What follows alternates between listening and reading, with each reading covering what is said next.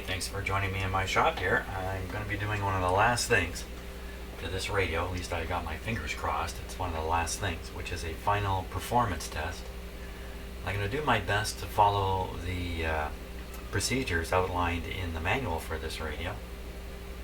And I am short one very important piece of equipment, but I think it only plays a role at some point along the way. I think we can probably skip that, maybe one or two other performance tests that really aren't going to be of terrible interest here. So the device I don't have is a spectrum analyzer. Well, boy, I wish I had one, but I don't, and I don't have the ability to rig anything up like that. So unfortunately, but all the rest of it, I think I've got the high quality signal generator here. I know what frequency I'm on very accurately. I've got a precision output meter. I've got the radio itself, which is really a precision instrument, even though it's roughly my age. Hey, does that make me a precision instrument? I don't think so.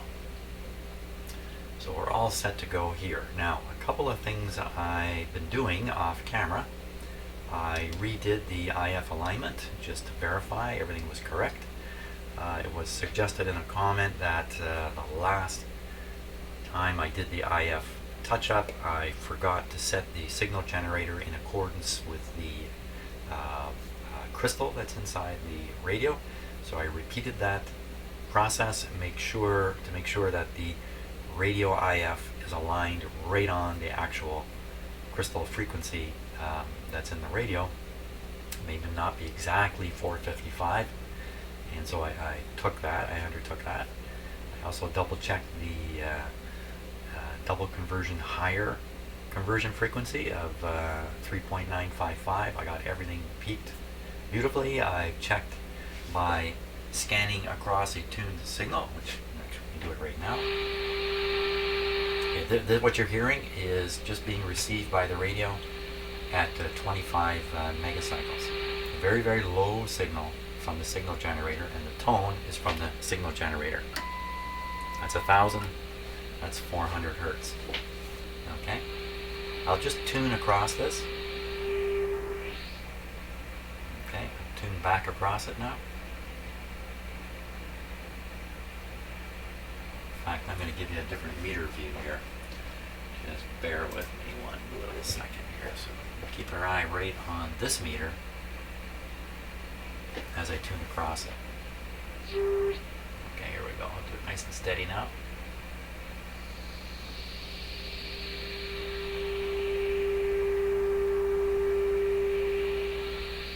So I see one solid peak there. I'll go back.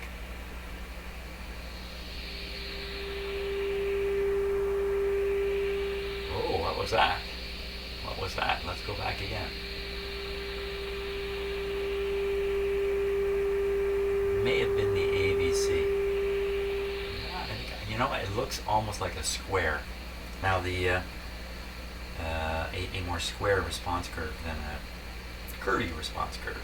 I'm on the 3 kilohertz, and you can see it right here. 3 kilohertz bandwidth, that means the crystal filter is not engaged. It's just coils and capacitors. Let's tune across that one more time.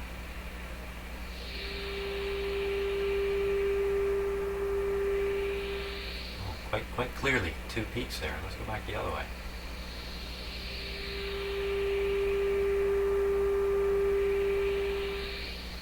I can still see them. So we're going to leave it like that. And maybe during the performance test we'll be able to pick up on exactly what's going on there. But perhaps that's perfectly acceptable the way it is. So, okay. A couple things I wanted to do also is I want to verify the meter up on my signal generator here. So you can see the meter. It's a bit of a long shot, but you can see it here. Okay, so right now that meter is reading the percent modulation. And so I set it to 30% modulation. But let me verify the calibration of the output of this meter. Okay.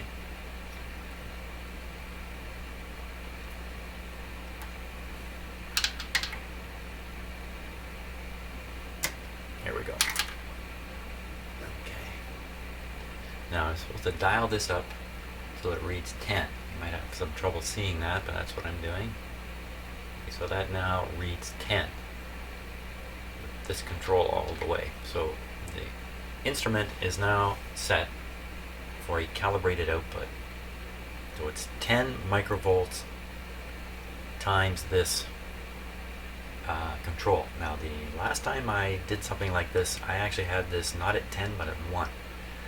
So if you're thinking back to what I did before, you're going to hear a factor at 10 in here, because this time I've actually calibrated the signal generator the way it has in its instructions. So that would be 10 times 10, so it would be 100 microvolts reaching the back of this radio, giving us a signal, hey, where to go.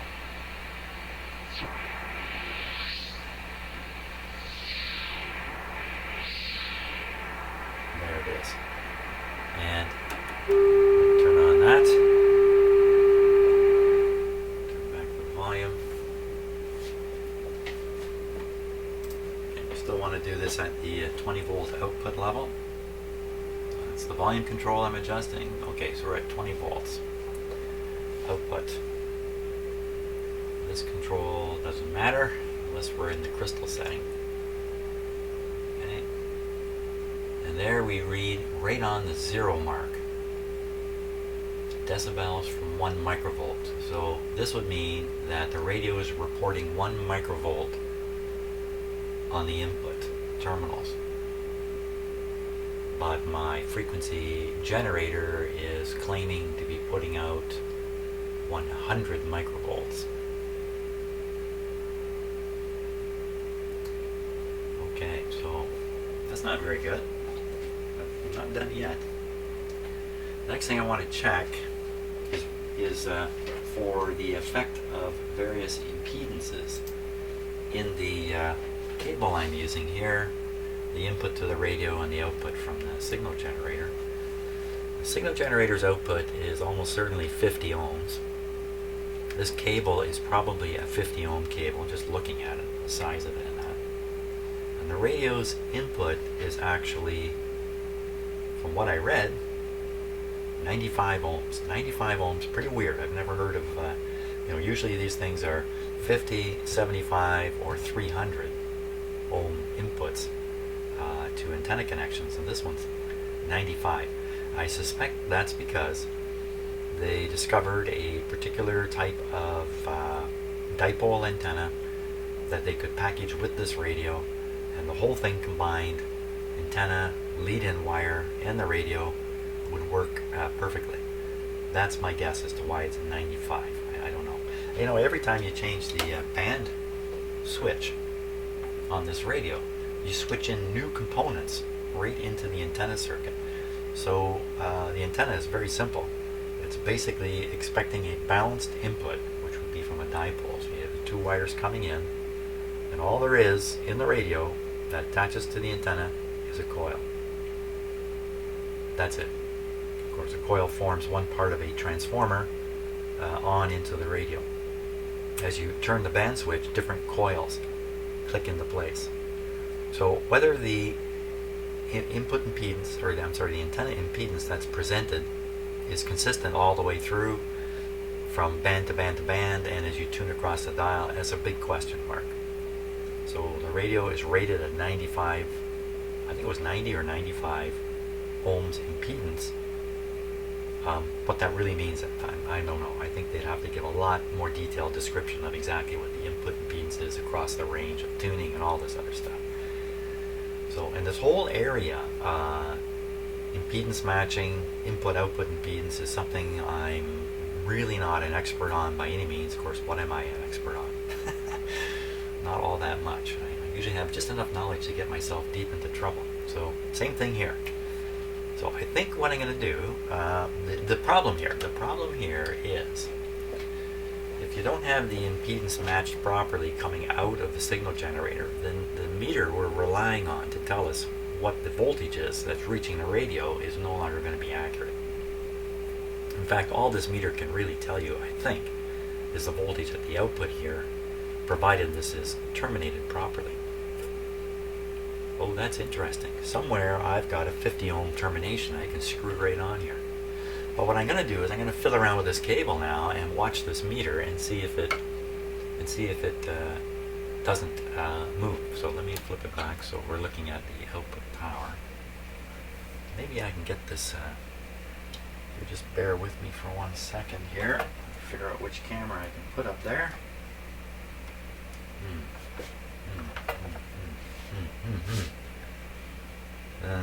Okay, let's try this. Hang on, going for a ride. Hold on. Whoa, it's quite the ride. Okay, now you can see that meter fairly clearly. In fact, I can probably make it a little bit better yet. There we go. So, what I'm going to do, a very simple thing, first thing I'm going to do, is I'm just going to pull this cord out and watch that meter. Oh, it didn't move one bit. It didn't move one bit. I heard the radio go a little quiet.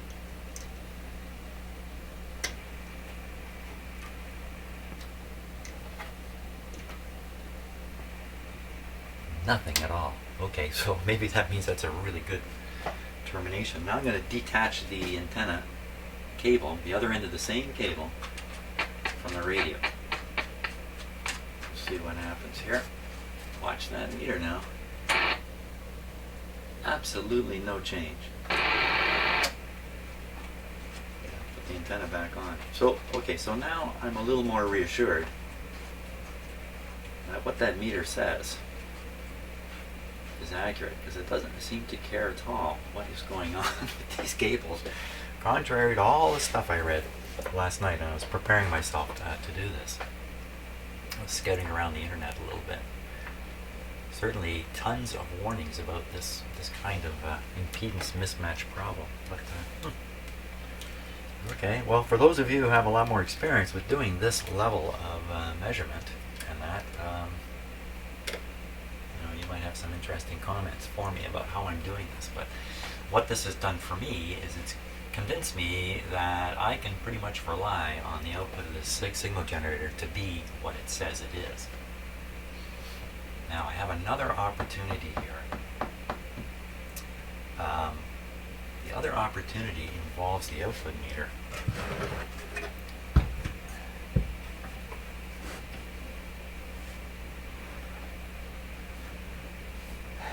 Let's see what I can do here. Okay. I'm just kind of winging this. What I'm thinking now, the output meter very insensitive, is if I can feed the output of the signal generator right into this meter and read what this meter says. I'm unaware of the frequency range for this particular meter. I have another one, a more modern one, and the frequency range is gigantic. The meter is absolutely precise up to something like 20 megahertz input. So what I'm going to do with this guy is I'm going to hook him up to the signal generator. I'm going to turn the signal generator output frequency very low, certainly within the range of this meter, and we'll compare. We'll compare the meter reading on this against the meter reading on the signal generator. Once again, it's anybody's bet which one's true. So now how am I going to make this connection?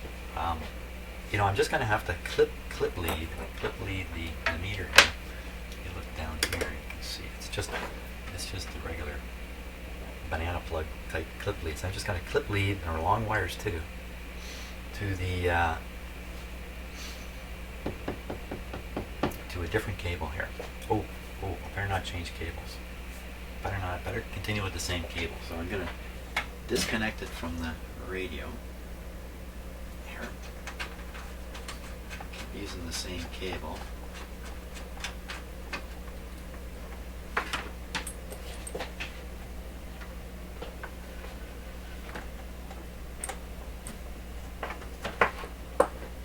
Exactly how valid this test is, I don't know. So let's try it and see.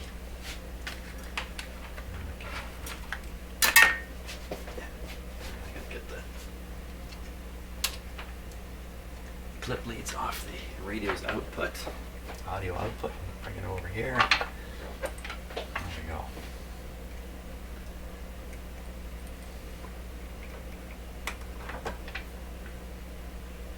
Okay, so you can see exactly what I'm doing. I'm just clipping it to the outside of this cable. You can see the cable's about 1 meter long, a little more than 1 meter long. Also, that means that can have an effect too. The wavelength relative to the length of your cables. If the wavelength is very long and the cables are relatively short, doesn't matter. And I think if the opposite is true, the cables are fairly long and the wavelength is fairly short, you have many wavelengths in a cable, I think that's okay. I think the problem is when the wavelength of the signal you're passing through your cable is similar to the length of the cable itself, taking into account stuff like velocity factor and all that other stuff. I think then you can start getting into some weird effects, unwanted effects. So now let's take this way down in frequency, down into a range I'm sure this guy will handle. We'll take it down to something like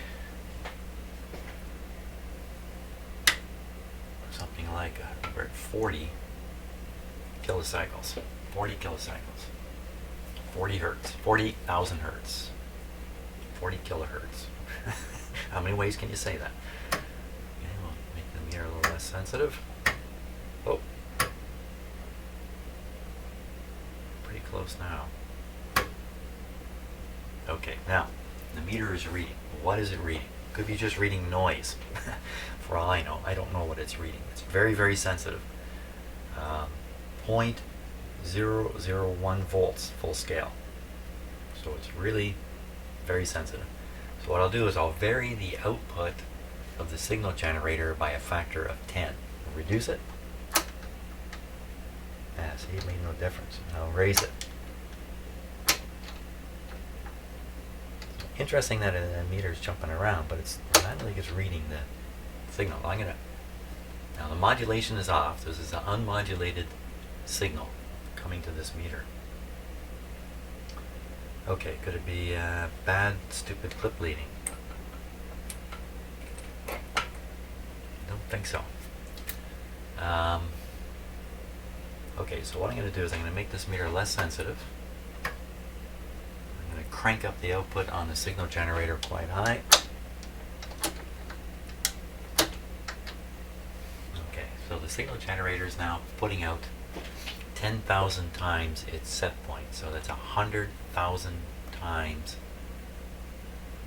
a microvolt. So 100,000 microvolts. Now, is that the output of the meter? Of the signal generator? Let me crank it down. Oh, it is. Okay, so I can adjust the output of the meter, signal generator. Now you can see the meter. So the meter is now reading. I'm still assuming that at 40 kilohertz this meter is calibrated.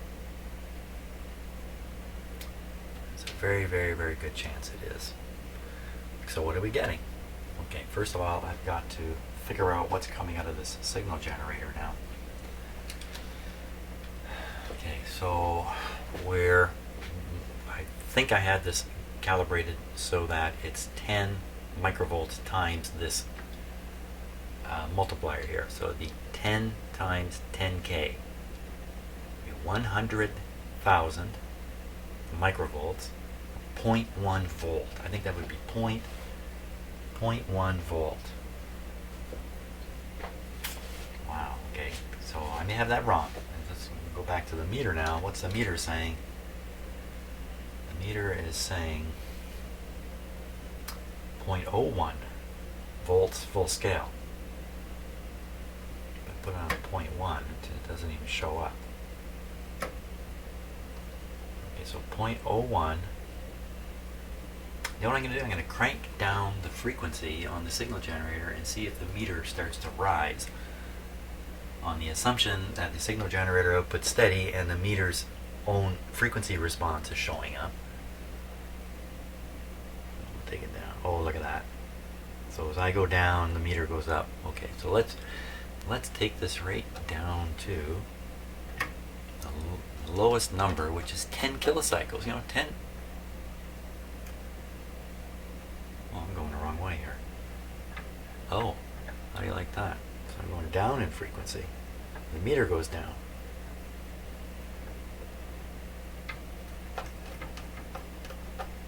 How come? go up in frequency and the meter comes back up. Wow, okay, this is not expected at all. So I don't know what I'm going to do here in terms of getting an accurate reading. Well, it just keeps going up higher and higher frequency. You know what else is going on here? This meter's moving too. So I go down. So the output of the signal generator is dropping off. Okay.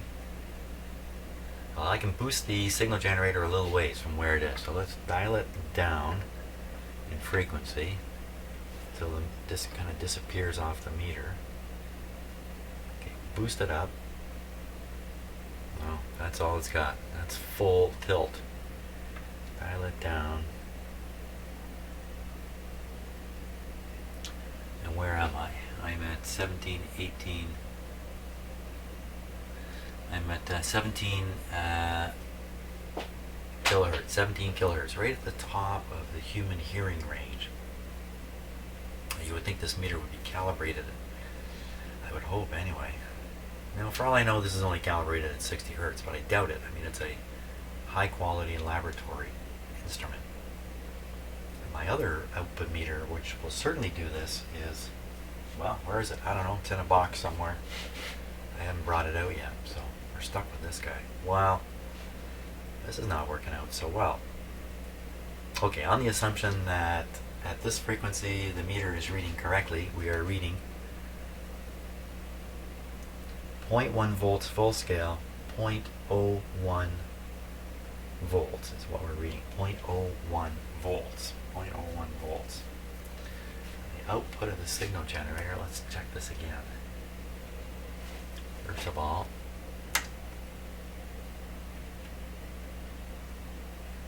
wow, okay, I got this guy's way off. Let's check this out here.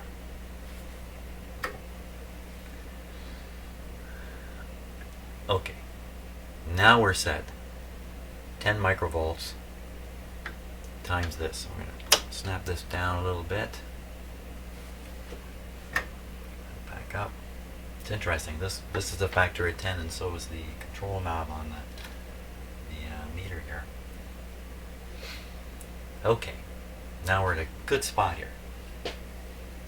10 times, I'm sorry, 1,000 times 10 microvolts is 10,000 microvolts. 10,000 microvolts is 0.01 volts. 0.01 volts. 0.01 volts on this scale would be here where the 1 is.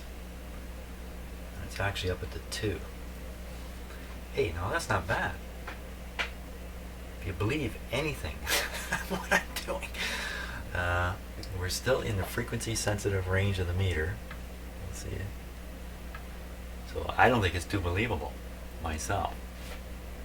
I go, oddly enough, I go down in frequency, the meter goes down in reading, which really gives me a down feeling. So, well, aren't I a dork? I've got an oscilloscope sitting right here. Don't answer that question about the dork thing. Now, let's just switch over to the scope here. Good idea, Jim. For the longest time in my life, I've had oscilloscopes which are not really calibrated, not really reliable. So I use them, to paint nice pictures on the screen, but I never use them for calibrated tests. Now this oscilloscope, which I recently acquired from a very kind person,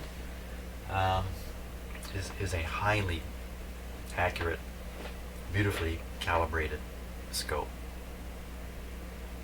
You know what else I can do? Ooh, if I go dig it up, I've got a cord. It could go straight from here straight to there. Oh, that might be a really good idea. Well, I'm going to go hunt down a cord. Here. Wait a minute, Jimmy. That would be a different piece of wire from this one. I'd be doing the test with a different piece of wire. Yeah, I would be. Okay, I'm going to get that different piece of wire here. Okay, let's give this a go. I have this cable. Okay, it's a high quality cable, RG, just says RG. Where's the RG59U cable, professional cable. It's just a little long, so you can see. Let's put it on here. Okay, make this insensitive. As insensitive as I can. I'll hook this up here. Turn down the output here a little bit. Ah, this is the way to do it for sure. There. Okay. Now, what do we expect to see here? Get both these guys in view at once.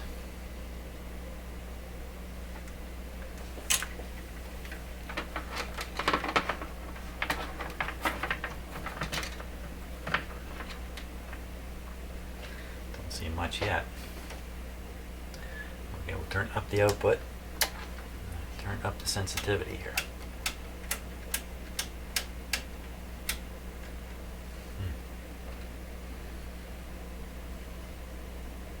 Turn up the output and we'll see if the scope jumps.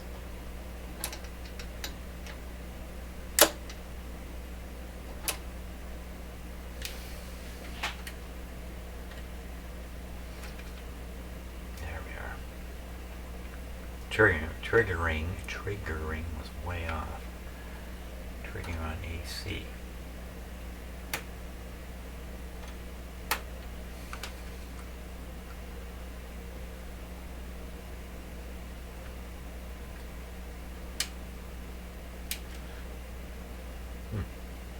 Okay, well I can't get the sine wave itself to come up, but you can see the size of it. That's fine. I won't dwell on this.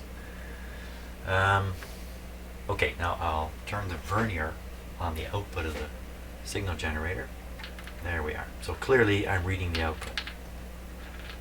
No question about it. Now we'll try to calibrate the signal generator again, just to make doubly sure. Well, it's still up here on 10. It's still set on calibration. Just go just a hair higher. So 10 microvolts times 1,000, 10,000 microvolts. Okay, 10,000 microvolts. Here we're on the 20 millivolts. 20 millivolts. Is that really 20 millivolts? Pretty sure. 20 millivolts per division on the scope. I need a piece of paper and a pencil here. I can't do this stuff in my head.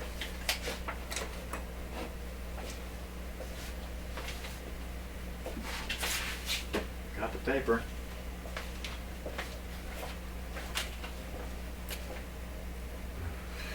Got an old marker.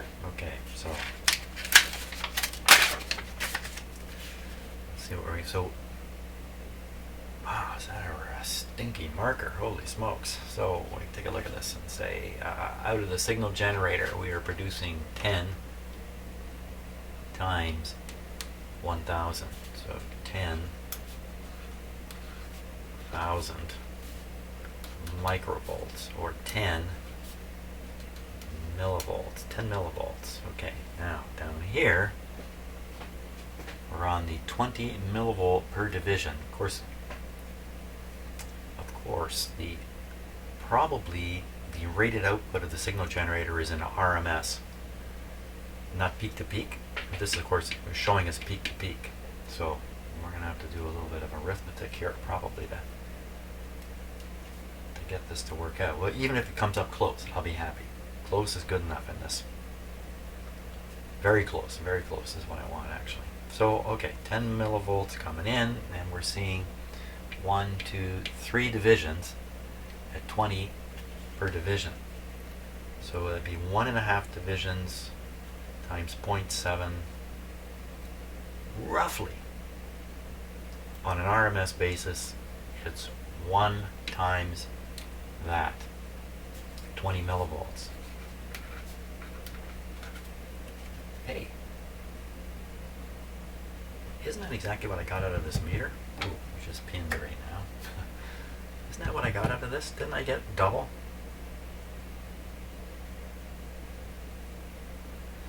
Now, let's see, my signal generator is operating at a very low frequency. Let's take it up to the range in which we're going to be using it. Take it up around, let's say around 10.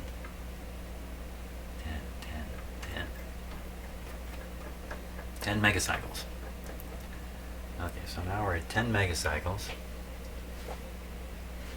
You see the output on the meter has dropped way off, and on the scope it's also dropped. So they're following each other, that's good. So I'll recalibrate this. I can't get there. I can't get there from here.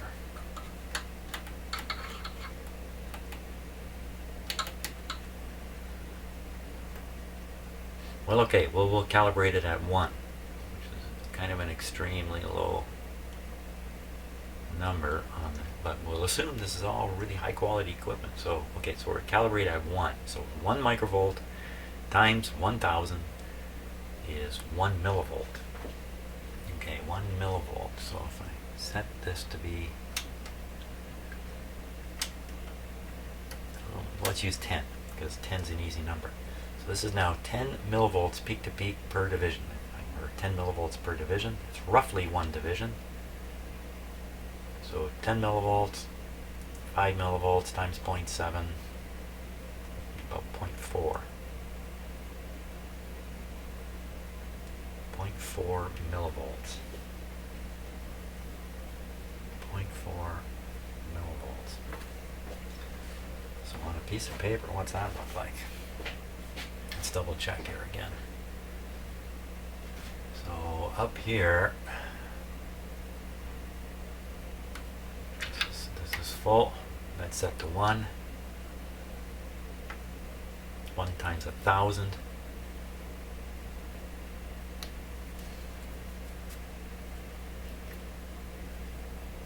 So that's 0.001 volts coming out according to this meter. And the scope, 10 millivolts per division, roughly 1 division, roughly 10 millivolts peak to peak, 5 to peak, 0.7 times 5 is 0.35, 0.35 millivolts,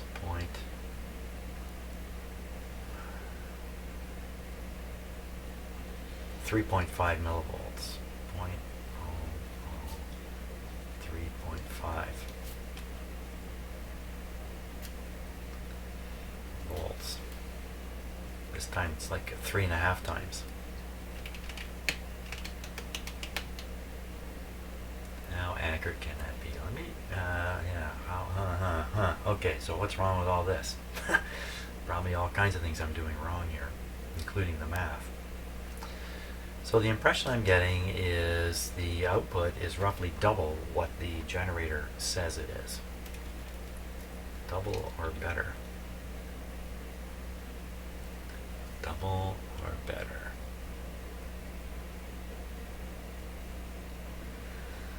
Okay, let's do this whole thing in reverse. Start with the oscilloscope. It's on, I'll leave it on 10 because I like 10. It's a nice round number. 10 millivolts per division. So, you know what, that's really, I just looked at it more carefully, that's really exactly 1 division. So it's exactly 10 millivolts. I'm going to do this in reverse without adjusting anything. So we have 10 millivolts peak to peak. I believe, I haven't done this forever, divided into times 0.774 or something like that. So 10 becomes 5 times 0.7, 3.5, something like that. I got kind of stupid doing this in reverse without changing anything. So I believe we're looking at an RMS value of something like 3.5.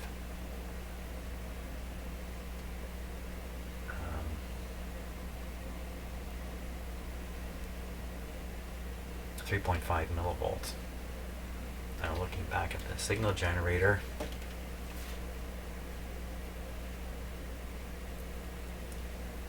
kind of getting tired of doing this over and over, but hey, what if I put this up at 5? Let's put this up to 5. Well, I better finish what I'm doing. This is 1 millivolt times 1,000. Yeah, so I get that ratio of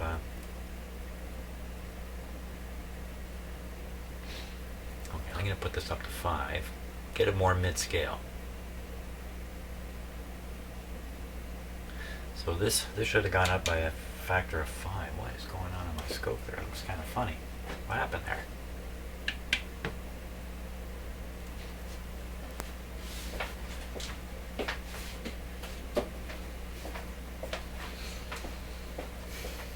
Where did that come from?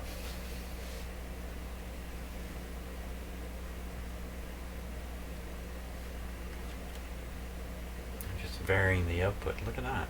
What's going on there? Oh my gosh, that's kind of weird. So down here it looks nice, but up here something funny happens there. Could be a triggering issue. I can't get my scope to trigger because I'm too stupid.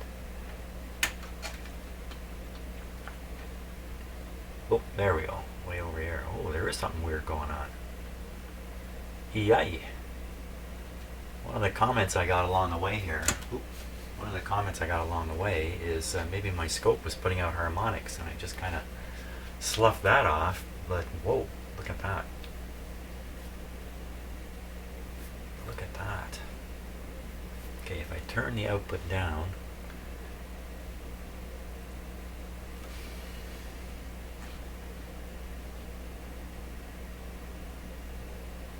Better looking sine wave there now, but still, you know, just looking at it, you can't tell if this is actually a distorted wave with harmonics in it. It almost certainly is. Wow.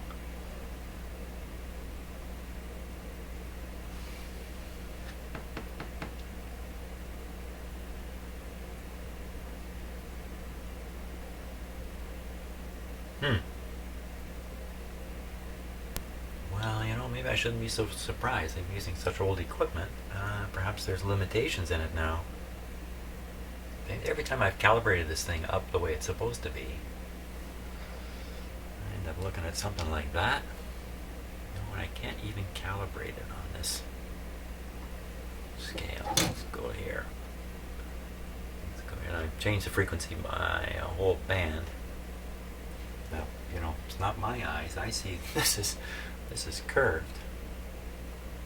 It's a terribly distorted signal. Wow, it's something I've never ever looked at the output of my signal generator on a scope like this. Now right now our frequency is something like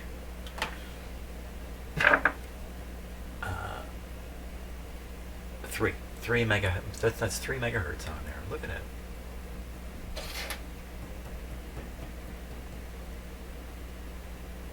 And it's a calibrated output of 10. Or I adjusted the output to 10 microvolts.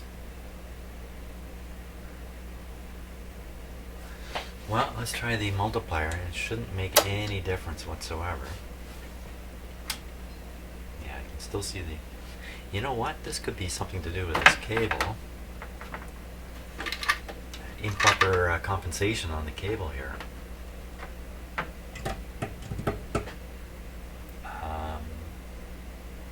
Some kind of capacitance in this cable. What frequency are we on here? We're at 3. Let's go down. Let's go down to like 455. That's the place I commonly run this thing. I'd be very disappointed with what I'm seeing here. Wow, I'll never get to the radio today. I'm just going to end up... Look at that. That's a horror story on my...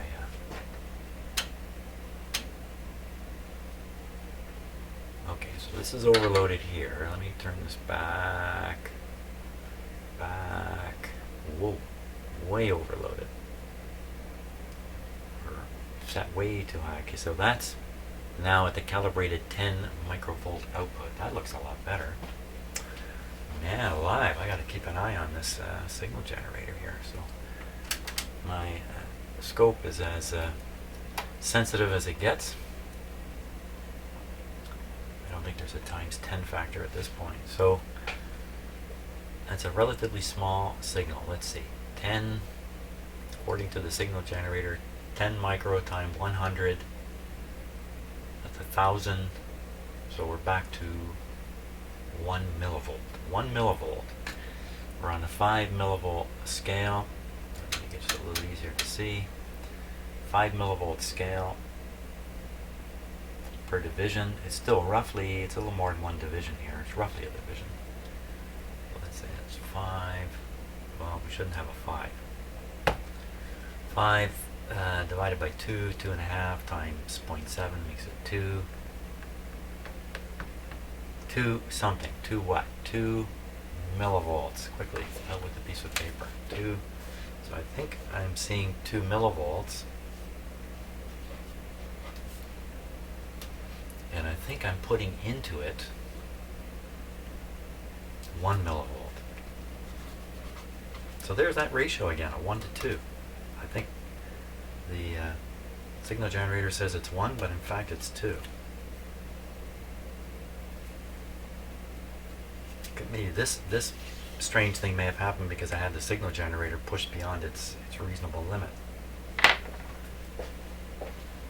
do have a couple of other signal generators. I got another beauty, but it needs to come in here for repair. So I'm not about to try another signal generator right now. So what did we learn? We learned the output of the signal generator is probably twice what it says.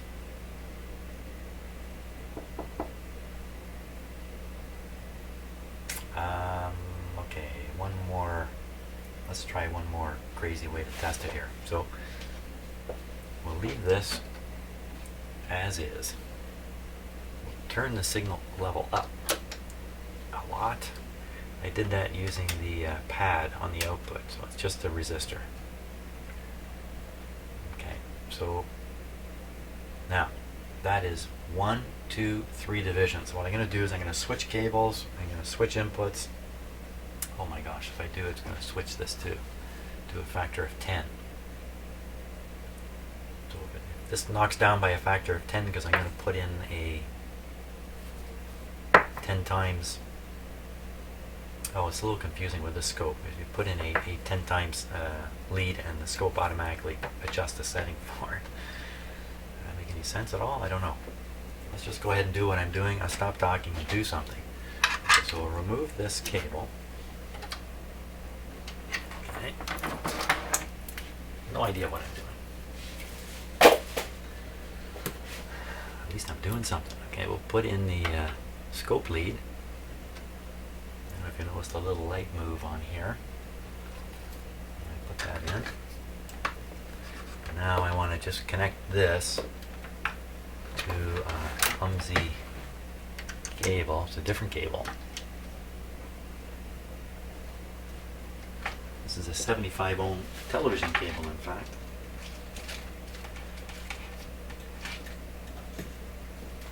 So maybe too many changes here for this to be really very scientific. The signal should be appearing right there. Just detangle things a little bit. I'm just going to clip this right onto it here. There's probably a dozen things wrong with what I'm doing. That's never stopped me before. Okay.